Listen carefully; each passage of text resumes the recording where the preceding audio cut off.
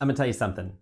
Here in Northeast Florida, if you are buying a home, you are guaranteed access to that home at 2 points during the contract. That is during the inspection and during the final walkthrough before closing.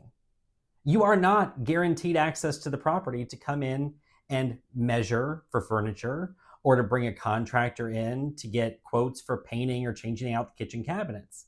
Now, if the seller wants to let you do those things because they are a kind and generous soul, they can do that.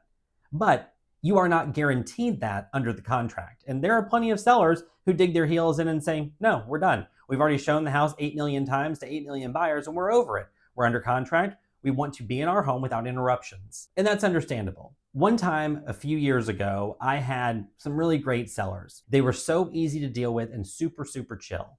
The buyers were the complete opposite of that.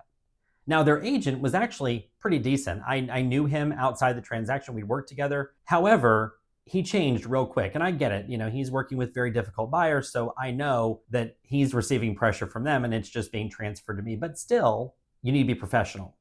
So one night I get a call at like 9 o'clock and it's, Gary, we want to get in to see the house one more time tomorrow at 11 a.m. They wanted to do whatever. Now, we've already let them in 2 other times to do whatever they needed to do. So this third time was truly overkill. And both sellers were working from home and all the kids were home from college break and they had 2 dogs they had to deal with. So the sellers were like, you know what? No, enough's enough. We're not doing this, which is totally understandable. So I let him know, hey, listen, sellers just can't make it work. It's just too much. It's right before Christmas. They just have too much going on. Well, he came back and he starts to strong arm me.